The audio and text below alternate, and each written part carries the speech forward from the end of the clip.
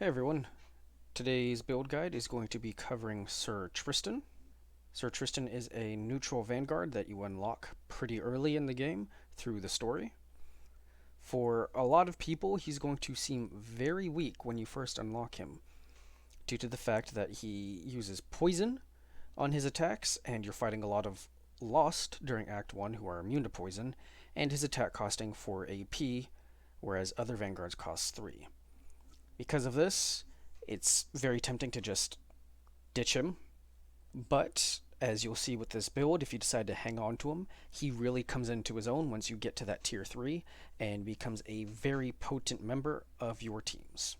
Starting with essences, there's only one of them that is absolutely mandatory for him, and that is the Essence of Blight, plus 20% additional poison damage to this hero. He has poison damage baked into his basic strikes, which is the only way he's going to be dealing damage, so it is very important that you get this on him. He will by far get the most mileage out of this essence over any other hero. Additionally, I gave him Essence of the Lost Slayer. This is so he does extra damage against the Lost. This is to help compensate for the fact that they are immune to his poison. I think he's naturally a very strong fit for this. This really helps shore up one of his major weaknesses, so that way you can bring him in on missions where you're fighting against the undead, and he will still feel like he is contributing like normal. Beyond these two essences, it's really up to the player's preference. If you want to give him the Essence of Speed for some extra AP, that's understandable. I prefer to give it to Arcanist, but Vanguards do run around a lot. If he's your primary damage dealer, then you're definitely going to want to include the essences that just increase weapon damage or maybe give back AP per kill. I generally don't run Vanguards as my primary damage dealer. That is why I do not have them on my Sir Tristan. Beginning with gear, for his armor, I have the Sign of Alanus, plus 1 AP. Extra AP is useful on everybody. Taking vitality damage restores HP, and then extra HP. I like this because Vanguards are quite frail, and in case you mess up, miscount your AP, don't end a turn hidden essentially, they can take a lot of damage really quickly, so this is a nice safety net for me. The extra 2 AP for the first encounter I really like. It gives him more mobility to just position himself where he needs to be on the battlefield going into the second round when the enemy goes, and he can start going in and getting his attacks on their backsides. For his weapon, I am using the Tainted Blade rune. The first ability applies poison, which is obviously useless for him because that's baked into his basic attack without even needing a skill point. However, these other 3 effects more than make up for this redundancy. The second one, backstabs ignore 12 armor. You're going to be doing pretty much strictly backstabs unless some extraneous circumstance forces your hand, so this is going to be a big bump in damage, ignoring a lot of armor.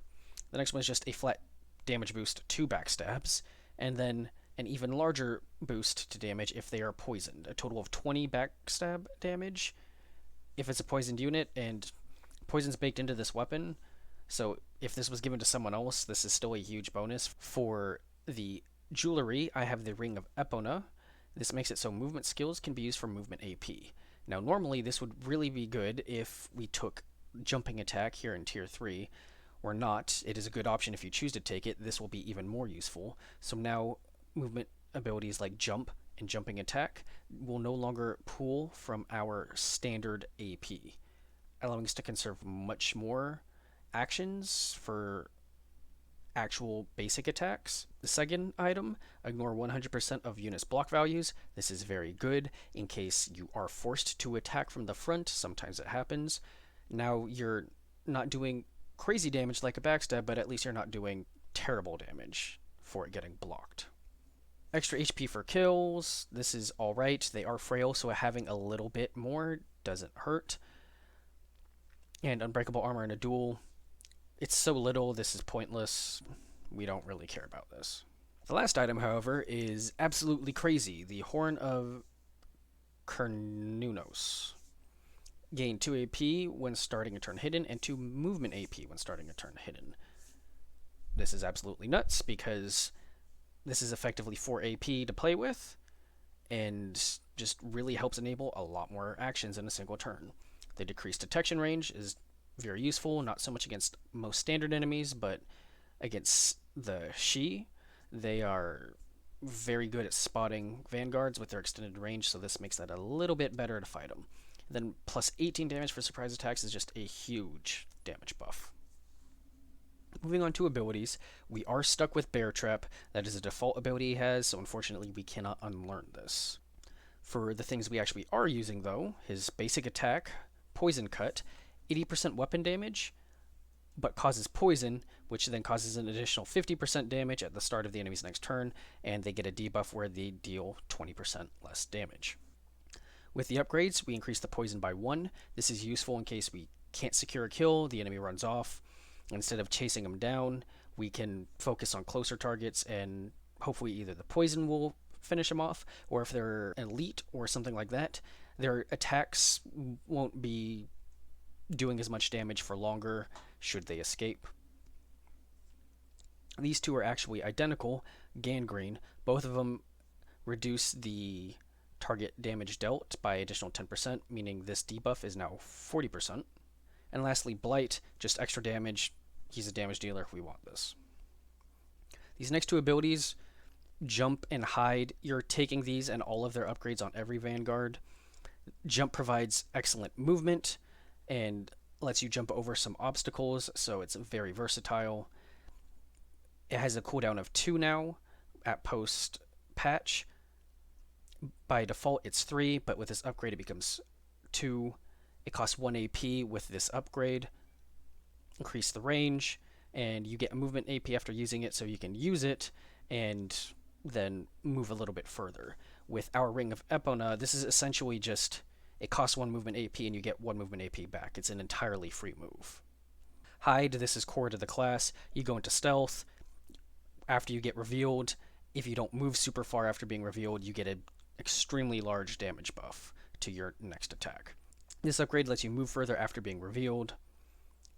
You're increasing the surprise damage by 50%, which is enormous. Starting a turn in Hidden, you get 2 movement AP, so just that much more range. And then detection radius decrease. We're taking Scout for the movement AP. Mobility is very important for Vanguards, so we're taking Scout in every tier. We're not taking a lot in tier 2, but we are taking Drain Life. This is unique to Tristan. It is an AoE ability that does damage to everything within range, so this can hurt allies, so you're going to want to be careful when using it. And he heals based on the amount of damage he deals. And this is not an offensive move. As you can see, the damage is low. The key to this is hitting a lot of units, and just through mass quantity, you will heal a lot back, and this is a good defensive tool to heal him back up should he take some hits, you messed up, you didn't hide, whatever. With the upgrades, you're increasing the damage. More damage means more healing. Reducing the cooldown so you can use it more often. Hopefully you shouldn't have to use it often, but in case something happens, you never know. Increasing the amount of damage dealt that gets converted into healing. Now all the damage you're dealing is becoming health. And then increasing the range. This means you can potentially hit more targets, therefore more healing. For passives, robust, pretty standard. They're frail. I like to put a little bit of extra tankiness on them.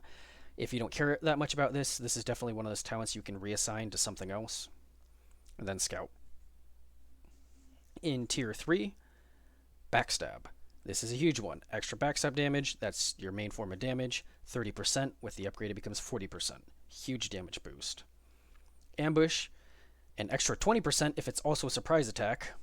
That's going to be at least 1 per round, so must have. And then a 20% vulnerability, so if you don't kill him on the first hit, you're much more likely to do it on the second. His most important passive, though, in Tier 3 is Alchemist. Decrease the AP cost of poison skills by 1. This affects his strike skill, so now instead of costing 4, it costs 3 just like every other Vanguard. This is huge for his AP economy, and basically the first thing you should be taking once you reach Tier 3. The upgrades, we're taking an increase in damage, and we're increasing the damage debuff effectiveness by a further 50%. I don't care that much about increasing the duration, because he's generally going to be hitting the same target over and over again if they're not dying, and therefore refreshing it. And if an enemy does wander away and you choose not to pursue them, 2 turns is usually enough. You'll either have finished them off with another party member, or Tristan will have circled back around to killing them. And the last one we're not taking, they lose a little bit of armor. I just find this is so little that it doesn't really matter. For the last active skill we're picking in Tier 3, this is unique to Tristan, Smoke Bomb. You target a 3x3 area, it becomes shrouded, and no units can shoot into or out of it. This is a great defensive tool for protecting your party from those pesky archers and spellcasters. With upgrades, we're increasing the range. This is useful because Tristan can hide and not be targeted, so if he's away from the group, he can throw this at him to give him cover. Decreasing the AP cost as always, so now it's only costing 1. Decreasing the cooldown, so now it's only has a cooldown of 3. And increase the duration. This is very useful, especially given how this smoke bomb kind of breaks the AI a little bit. Having this increased duration will actually be extremely impactful. You'll see what I'm talking about when we get to the gameplay. For the last 3 passives, we're taking quick-footed, immune to opportunity attacks. This one is a bit optional. You can't get hit by opportunity attacks if you're backing away from them from behind, which is most of the time. So this is mostly in case you do end up in situations where an enemy is front-facing you, and jump may be on cooldown, especially with the jump nerf. Now it has a longer cooldown. But if you find you're really not getting much use out of being in situations where you would be dodging an opportunity attack, you can definitely reassign this as well. Lastly, Scout, more movement, and very importantly, Master Assassin. Hide now costs 1 AP instead of 2. AP economy is very useful for Vanguards, and you, more importantly, start with an extra AP on your turns where you begin hidden. This is just another must-have. Enough of the details, let's go ahead and see this in action. So this first fight in Three Sisters is against a bunch of Shi enemies, and as you are probably well aware, they have expanded detection ranges. So it's going to be a bit harder to maneuver into a spot where I can easily circle to their backsides to start stabbing them, especially given how surrounded we are and they're going to be moving in. So a good way to deal with this is Tristan's Smoke Bomb ability. We throw this down.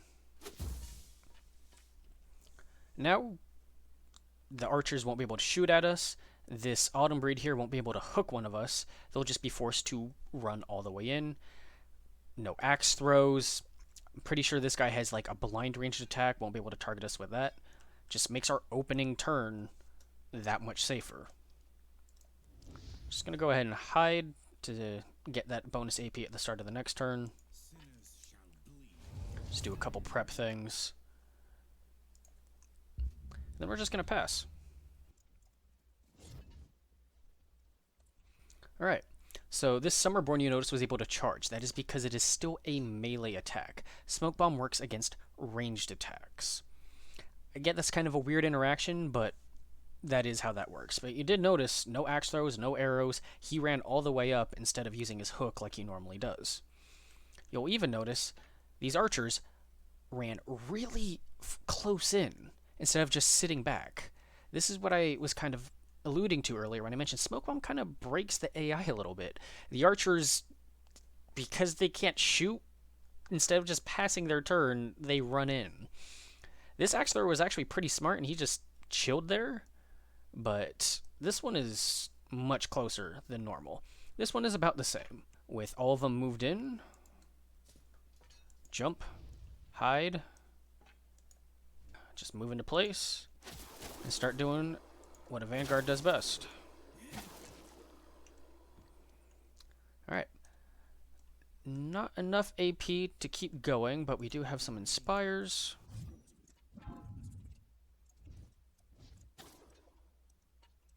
Right, so I did miscount a little bit. I thought I would have had 2. I was rushing, so he's going to be out in the open. That is alright.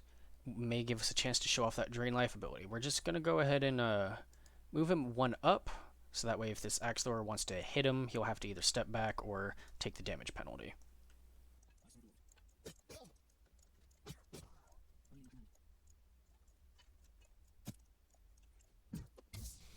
Alright, cool. So we took a little bit of damage, pop drain life, got some of it back. That's basically just how that works. That's all I really wanted to do there. Jump.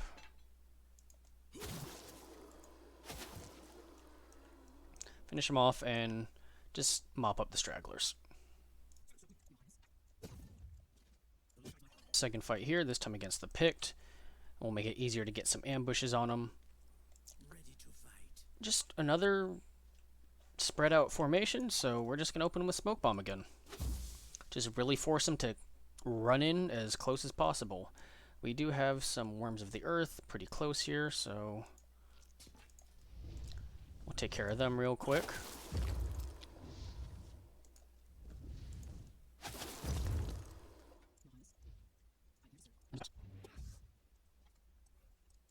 Alright, excellent.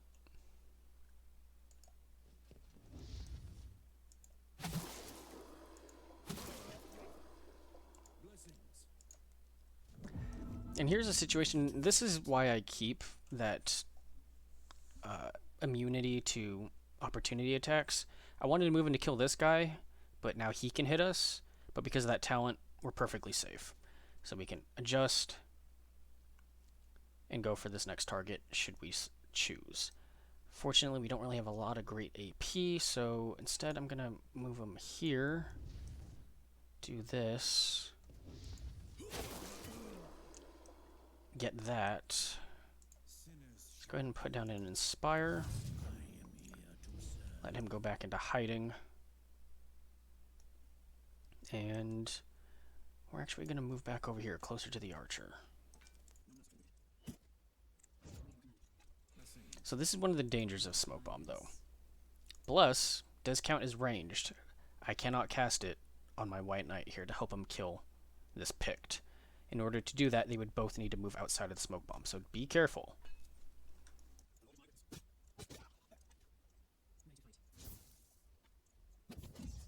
And saw that? That's why that second turn duration for the Smoke Bomb is super useful. Force that Archer to waste another turn running up close, and now if Tristan wasn't here, he's within striking range of the entire rest of our party. He's dead. But we do have Tristan, so we're just going to move him just like so.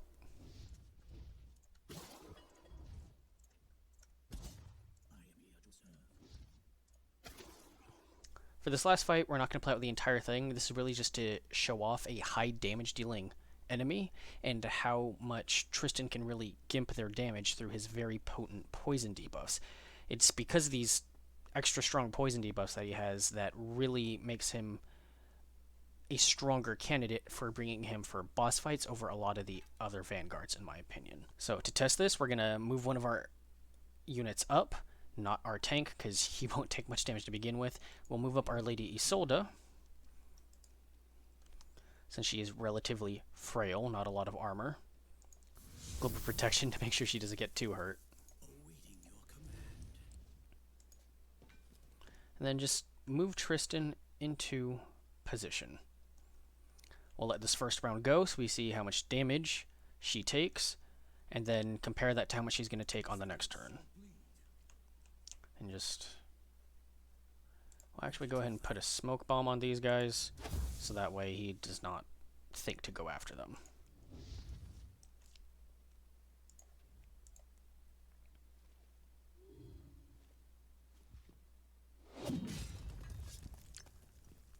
$62 and 3 armor. It's a pretty hefty hit. Another one of those, and she's probably going to take an injury. She'll be missing a third of her vitality. Not great. 2 of those, and she's pretty much dead. So we move Tristan in. Put that poison on him.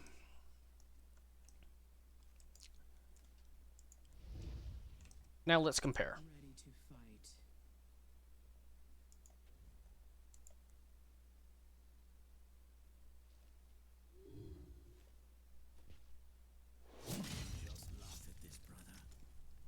31.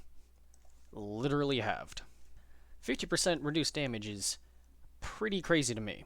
This increased debuff effectiveness is because of his unique strike attack with those double dipping on the gangrene and then the extra effectiveness from Alchemist. And I know you may be thinking that math doesn't really add up. 20%, 20%, 50%. It isn't additive, it's the Master Assassin is sort of multiplicative to like base percentage, so it's not as crazy strong as it may sound on paper. That being said, I do think it is worth taking. It just really helps put him over the edge in terms of making him a strong boss debuffer and mitigating the damage that they'll be putting out, or just elites, mini bosses such as this Fair Maiden. That's all I really wanted to show with this one, to really help sell just one of Tristan's strengths and why I really like him and think he's one of the strongest Vanguards. So that is my build for Tristan, a poison debuffer and smoke bomb support.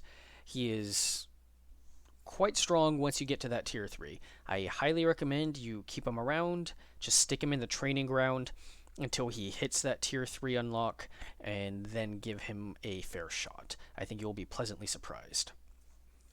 The amount of support he offers through damage debuffing and just smoke bomb protection is really, really good, and you'll definitely get a lot of mileage out of him.